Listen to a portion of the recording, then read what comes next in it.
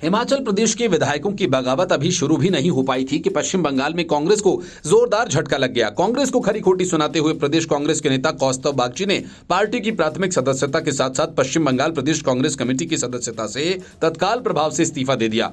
बागची ने अपना इस्तीफा कांग्रेस के राष्ट्रीय अध्यक्ष मल्लिकार्जुन खड़गे को भेजा। साथ ही इस्तीफे की कॉपी पार्टी के राज्य इकाई के प्रमुख अधीर रंजन चौधरी और प्रदेश प्रभारी गुलाम अहमद मीर को भेजी गई।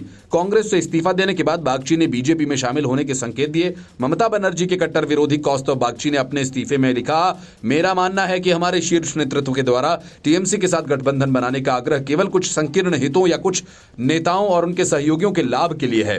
कांग्रेस पार्टी के उन वफादार सैनिकों का घोर अपमान है। बिना किसी हिचकिचाहट के मैं दृढ़ता के साथ कह सकता हूं कि वर्तमान परिदृश्य में भारतीय राष्ट्रीय कांग्रेस ने अपना राजनीतिक चरित्र खो दिया है। बागची ने कहा कि शायद अब लोग मुझे पार्टी विरोधी कहें। मैं एक बात बार बार कह रहा हूं, पार्टी टीएमसी के साथ हाथ मिला रही है, लेकिन मैं इसके खिलाफ हूं। उन्होंने कहा कि कांग्रेस का शीर्ष नेतृत्व पश्चिम बंगाल इकाई को कोई महत्व नहीं देता, इसलिए मैं अपने स्वाभिमान के साथ समझौता नहीं करना चाहता, इसलिए पार्टी में नहीं रहूंगा। उन्होंने कहा कि आपको 1 या 2 दिन इंतजार करना होगा, सब कुछ स्पष्ट हो जाएगा। लेकिन मैं कहना चाहूंगा कि इस समय केवल भाजपा नेता शुवेंदु अधिकारी ही है जो पश्चिम बंगाल से तृणमूल कांग्रेस सरकार को हटा सकते हैं। इसके पहले बागची ने पश्चिम बंगाल की मुख्यमंत्री ममता बनर्जी के खिलाफ टिप्पणी की थी और इसके बाद उन्हें गिरफ्तार कर लिया गया था।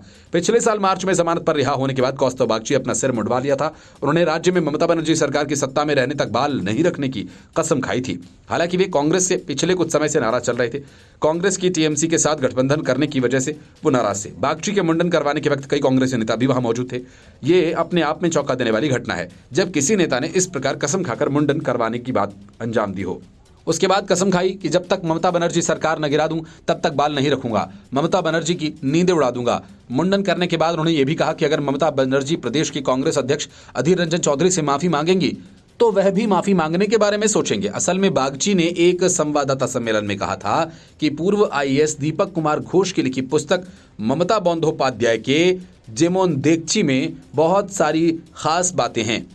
कौस्तव ने दावा किया कि 189 पन्नों की किताब में चॉकलेट सैंडविच खाकर ममता बनर्जी के अनशन से लेकर काफी पारिवारिक मुद्दे हैं जिसका खुलासा होने पर उन्हें जनता पहचान जाएगी। वे ममता बनर्जी के उसी राज को खोल देना चाहते हैं। इस किताब को पूरे राज्य भर में सॉफ्ट कॉपी के रूप में बांटा जाएगा। इस बयान के 24 घंटे बाद ही कौस्तव बागची की गिरफ्तारी हो गई। ऐसे में जब कांग्रेस ममता बनर्जी के साथ किसी भी कीमत पर गठबंधन करने को आतुर हो तो कौस्तव बागची अपनी कसम कैसे पूरी कर पाते, लिहाजा उन्होंने कांग्रेस छोड़ दी। Bureau report, news of India.